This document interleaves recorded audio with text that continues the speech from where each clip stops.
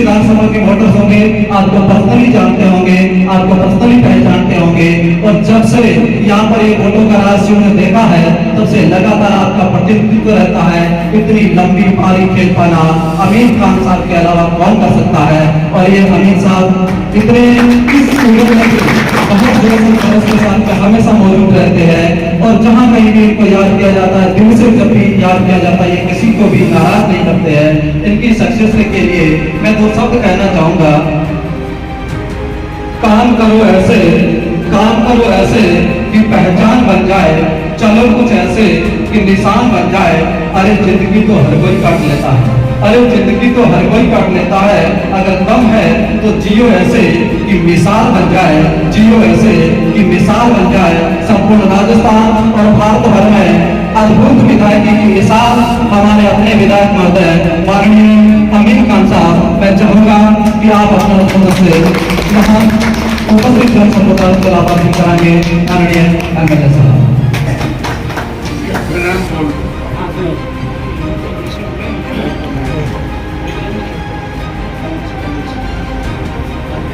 नई ग्राम पंचायत आचार्य की घनी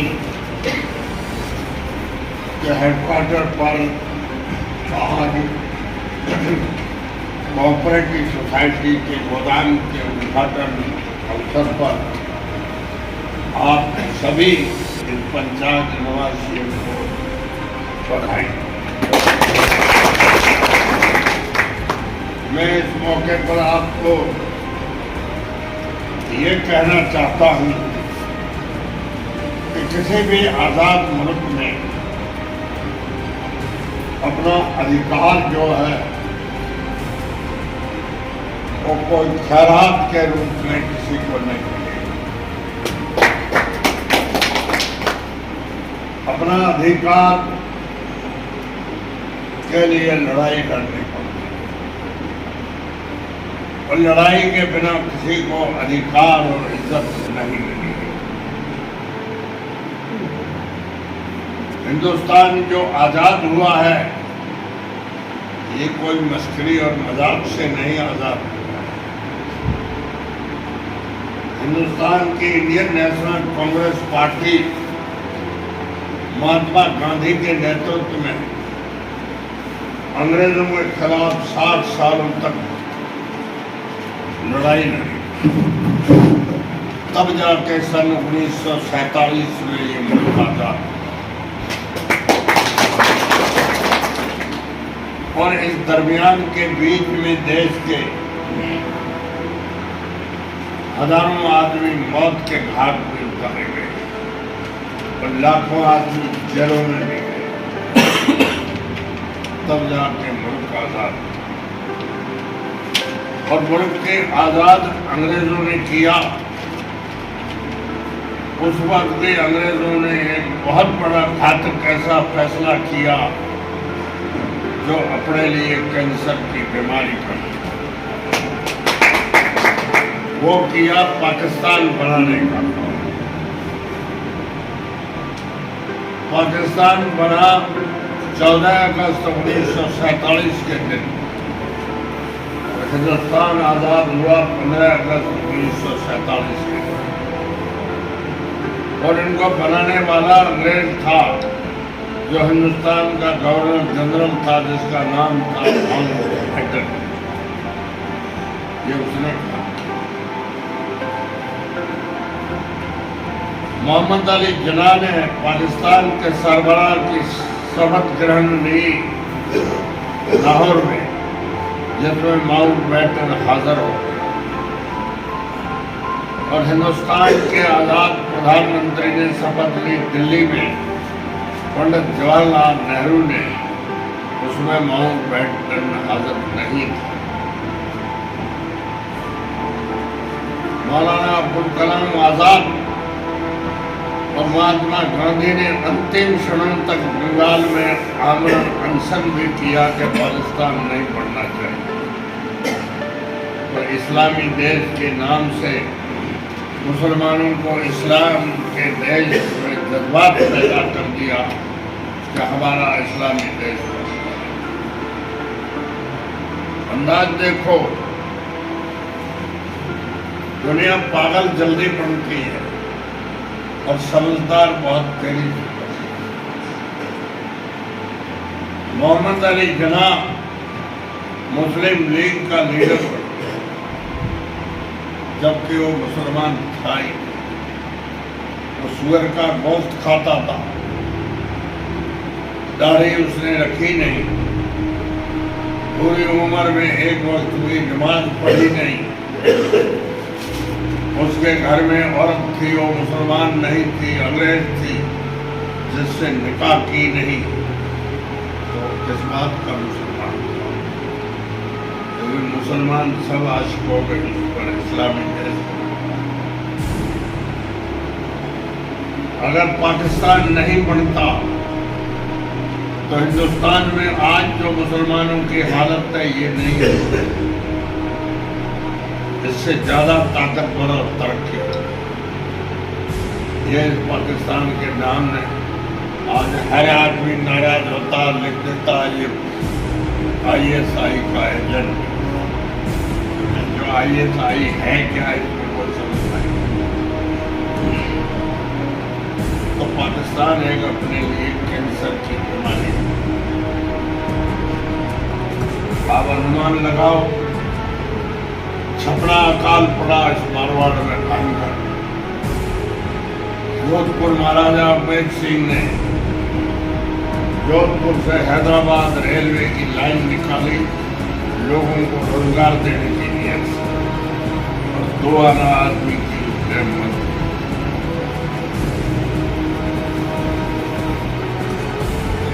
छलना अकाल पड़ा, और जब जब अकाल मारवाड़ में पड़े, यहाँ के सैकड़ों लोग सिंध में जाके पेट भर के बरसात पड़ती तो वापस अपने गूंगा में एक सेठ था जिसका नाम कुरैश था। उसकी भी बात मशहूर है, जब सिंध जाते थे गरीब मजदूर, उन जाने वालों को गूंग के रास्ते से जो निकला उसको भूखा नहीं जाने दिया।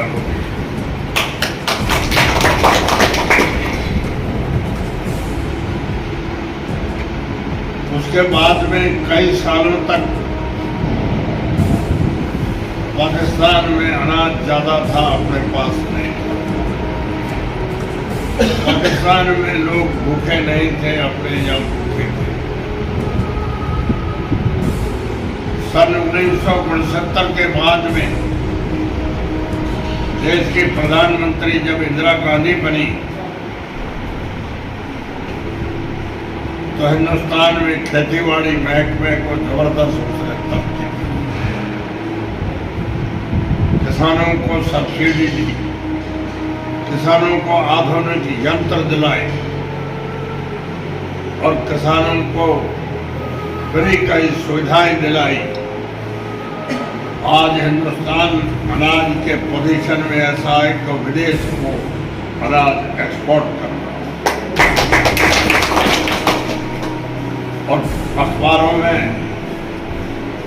या ये मोबाइल में या रेडियो में जो सुनते हैं पढ़ते हैं, उनको सबको मालूम है पाकिस्तान में 240 रुपया किलो गेहूं के आटे की रेट। खाने वाला तेल जो है 1000 रुपये किलो की रेट होता है। आज पाकिस्तान में सिंध में भूखमरी है। ऐसी बातें मेरे को कहने का मतलब है, ये कांग्रेस पार्टी के महान ईमानदार भूतपूर्व नेता जो देश में मर चुके अभी जिंदा नहीं है, उनके दिमाग की क्रांतिकारी योजनाएं हैं, उसकी वजह से आज हम जो बातें उन नेताओं की ऐसी है। आज के जमाने में जो आदमी एक बार 5 साल MLA बना, उसके पास 50 लाख का बंगला, 50 लाख की एक घूमने के लिए गाड़ी, और दिन में 4 बार कपड़े बदलते। जोधपुर के बरकत साहब जो राजस्थान के मुख्यमंत्री रहे, उसके बाप का नाम फायदुल्ला थे, वो जोधपुर गवर्नमेंट के 10 दीवान थे। उसके दादा का नाम शाहजुल्ला थे, वो भी मारवाड़ गवर्नमेंट के 10 दीवान थे। 10 दीवान कहते थे प्रधानमंत्री को, और दरबार का ओहदा था, वो था राष्ट्रपति। और मुख्यमंत्री 10 साल कैबिनेट मिनिस्टर रहा सुखाड़िया की गवर्नमेंट, और लास्ट में वो 2.5 साल मुख्यमंत्री। जब बरकत साहब की डेथ हुई तो बरकत साहब के औलाद नहीं थी, और उसने शादी भी नहीं की थी। रामनिवास मिर्धा ने, एक हिंदू औरत बैरिस्टर थी बॉम्बे में, वो बरकत साहब को थोड़ा करके शादी में उसको कबूल कराई कि ये पढ़ी लिखी औरत है, आप अकेले आदमी हो, आपकी फाइलें निकालने में सहयोग करें, और खानदान के हिसाब में आपको डरने की जरूरत नहीं, क्योंकि इस औरत की उम्र 50 साल से ज़्यादा है, अब कोई बच्चा नहीं हो सकता।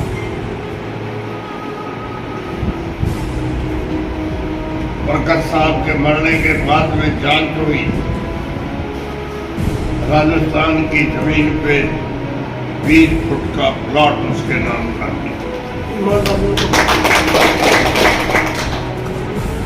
राजस्थान सरकार को विचार करना पड़ा कि इसकी विधवा औरत कहाँ जाएगी। सिविल लाइन में गवर्नमेंट को फैसला लेना पड़ा कि जब तक जिंदगी है इसको करने रहे फ्री, और क्योंकि बरकत साहब के न तो प्लॉट है न कोई मकान है, कोई माई का लाल आ जाए ऐसा बढ़िया नहीं, जो 3 पीढ़ी तक हुकूमत में रहा और जिसके पास एक प्लॉट। ऐसे नहीं, अब लोग बेईमान ज्यादा हो गए, पहले ऐसे ही ईमानदार दूसरे मोहनलाल सुखाड़िया का नाम राजस्थान में आधुनिक राजस्थान का निर्माता है। वो 17 साल चीफ मिनिस्टर रहा, 5 साल गवर्नर रहा, एक बार लोकसभा का सदस्य भी रहा, और एक बार उसकी औरत भी लोकसभा की सदस्य रही। उसके पास एक उदयपुर में रहने के खुद के लिए मकान है, कोई संपत्ति नहीं। अपने यहाँ ये जालम सिंह एक बार एमएलए बना है, सत्ता में इसका कोई घर था हुआ नहीं था, बंगला बना हुआ। जैसलमेर में पेट्रोल पंप है, जोधपुर में 50 लाख का बंगला है। अंदाज करो लोग किस तरह के आते। पुराने जमाने बहुत ईमानदार लोग रहे, उन ईमानदारों की वजह से अपने को आज़ादी मिली। ज़्यादा व्यास कम समय चीफ मिनिस्टर रहा, लेकिन उसका भी जमीन पर कोई आता पता नहीं था, काम का ये भी मालूम। मेरा कहने का मतलब है कि ईमानदारी की लाइन सबसे ऊंची है। आज किसी के पास 50 बंगले हैं, वो कल बयान धूड़ चाटेंगे, लोग उसको भी जाके कब्र में दफना देंगे, और बंगले वहां कब्र में नहीं आएंगे। इसलिए दुनिया में जितनी भी नीति है और रहम दिल से गरीबों की मदद की है, वही चीज काम आएगी, बाकी कोई चीज काम आने वाली नहीं। आज इस जमीन पे आखिर में नाम धनी का रहेगा, बाकी किसी का नहीं रहेगा। इस देश के बड़े बड़े बादशाह हुए, उनका भी नामो निशान मिट गया। मैंने किसी जाति के हिसाब से तरक्की करने की कोशिश नहीं की। आपकी पंचायत की तरह दुदोड़े गांव में भी पंचायत बनी है जो नहीं बननी चाहिए। भौगोलिक स्थिति में वो ठीक नहीं थी। आपकी पंचायत का भी लोगों ने जबरदस्त मेरे सामने विरोध किया था, मैंने नहीं माना। कुबड़िया पंचायत बनी, उसका भी लोगों ने जबरदस्त विरोध किया और दिल्ली तक मेरे खिलाफ शिकायतें की, और मैंने नहीं मानी। द्राभाई रोही ऋण में रेगिस्तान में घरों में जान मार्ग नहीं है, वहाँ पंचायत बनाई, उसका भी विरोध। और ये मैंने बनाई गरीब और कमजोर और अशिक्षित लोगों में इसलिए कि इन लोगों को भी आज़ादी की कोई बात दिखनी चाहिए, और हमने उसकी परवाह नहीं की और न किसी से हमने 1 रुपया खाया। आप लोगों को अंत में एक ही बात कहता हूँ, जमाना बिल्कुल बदल चुका। पुराने जमाने की बात अब कोई अपने काम नहीं आया। पुराने जमाने में अपने बाप दादे 7 पीढ़ी 10 पीढ़ी जो रहे, उनका गुजारा था मवेशी पर, ढागो, भेड़ बकरी खाए। अब वो रह नहीं सकती क्योंकि आबादी बढ़ने से जमीन खत्म हो गई। अब जब रोही और जंगल नहीं रहेंगे तो मवेशी की चाले की जगह नहीं, मवेशी रह नहीं सकती। अब रोजी इल्म और हुनर से मिली, जो देश में विदेश में प्रदेश में अपने हिंदुस्तान के पढ़े लिखे काफी इंजीनियर अमेरिका लंदन तक गए, जहां लाखों रुपया तनख्वाह ले आते, और अनपढ़ को वहां कोई मजदूर नहीं रखे। इसलिए पढ़ाई लिखाई की जिम्मेवारी व्यवस्था सरकार की है, और बच्चों को संभालना और 20-25 साल तक पढ़ाई पर निगाह रखना, ये उनके माता।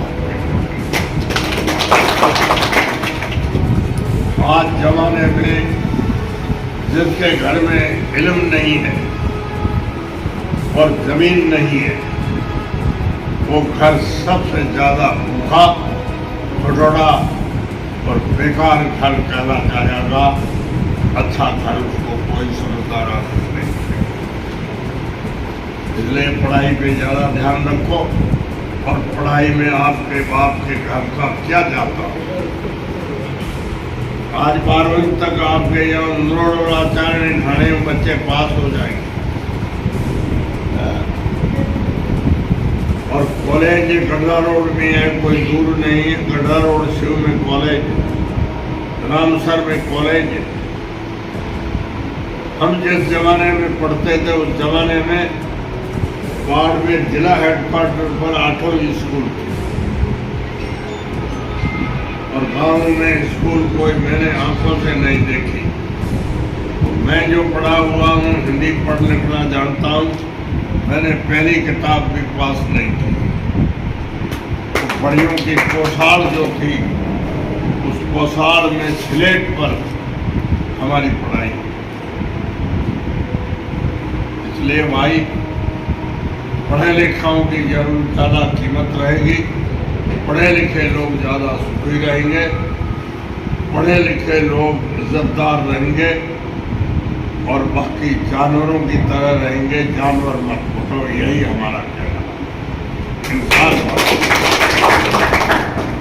इसलिए पढ़ाई की कीमत है, और बगैर पढ़ाई के इंसान बन नहीं सकता।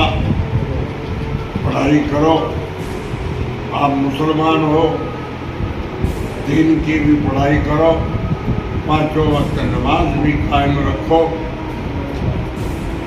और ये पाखंडी लोगों से बचने की कोशिश करो। पाखंडी लोग इंसानों को गुमराह कर देते हैं। एक दूसरे नंबर के खुदा भी बता देते।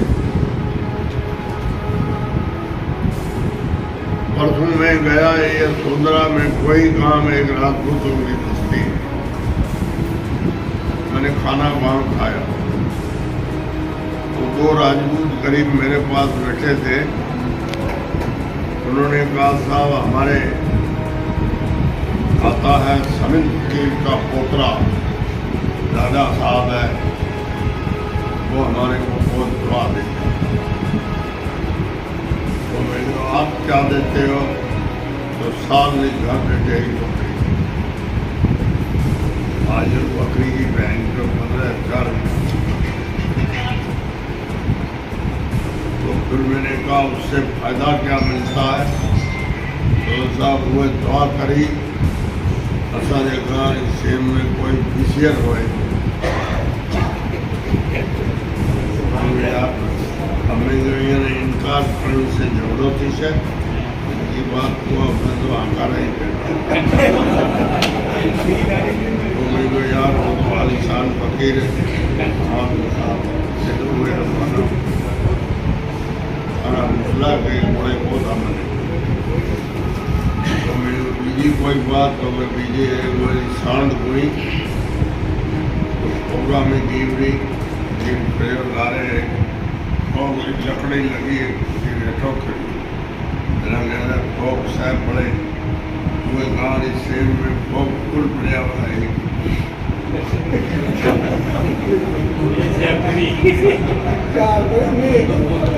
बेचारा एड़ा बड़ा मैंने कहा जाए बैठा है तो ये ठंडी चीजों से दूर रहो।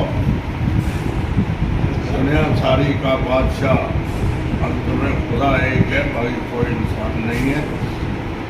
आप मेहरबानी करके पढ़ने की कोशिश करो, आपस में मेल जोल की हिंदू मुसलमान कोशिश करो, न होना चाहिए। यही बात मैं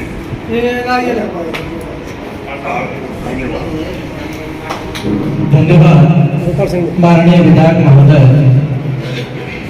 आपने यहाँ पर जितने सारे भी जन समुदाय आज जिस तरह की भाषा में आपको सुनने आए थे, आपने वास्तव में एक संरक्षक अभिभावक की भूमिका में काफी कुछ कह दिया।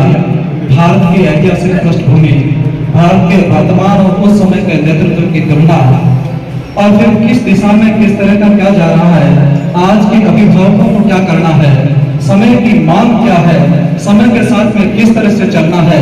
यानी कि कहा जाए तो आपने इंसान बनने के हर एक पहलू को छूने की कोशिश करी है। मैंने साहब को कई बार सुना है कि मैंने 5वीं तक तालीम नहीं ली है। साहब यहाँ तालीम लेने से जानकारियां हासिल नहीं होती, यहाँ तजुर्बे से सब कुछ होता है। और जिसका जीता जागता उदाहरण हमारे सामने माननीय अमीन साहब है। आज के पढ़े लिखे बारिस्टर को भी भारत की इतनी ऐतिहासिक पृष्ठभूमि का वो भी एकदम तथ्यात्मक रूप से जानकारी होना बहुत मुश्किल काम होता है। और आपको सब कुछ एकदम मौखिकली याद है। फिर जब से इंडिया बना तब से लेकर के आज तक, चूंकि आप उसके साक्षी हैं, आपने भी उसके अंदर बढ़ चढ़कर सक्रियता से हिस्सा लिया है। आपने तजुर्बे से सब कुछ हासिल किया है। और आजकल के नेताओं का भी आपने नसीहत दी है कि आप नेता जो आप लोग हैं, आपके सामने विजन क्या है, किस विजन से आप वोटर्स का वोट मांगते हैं। आपने कहा कि मैं उसूलों और सिद्धांतों की राजनीति करते हैं, ये कभी भी अपने सिद्धांतों से समझौता नहीं करते, चाहे इनको नुकसान भले ही हो जाए, लेकिन उसूलों की राजनीति करते हैं। इस तरह के उसूलों के धनी माननीय अमीन साहब के लिए मैं चाहूंगा कि एक बार जोरदार करतब से आपका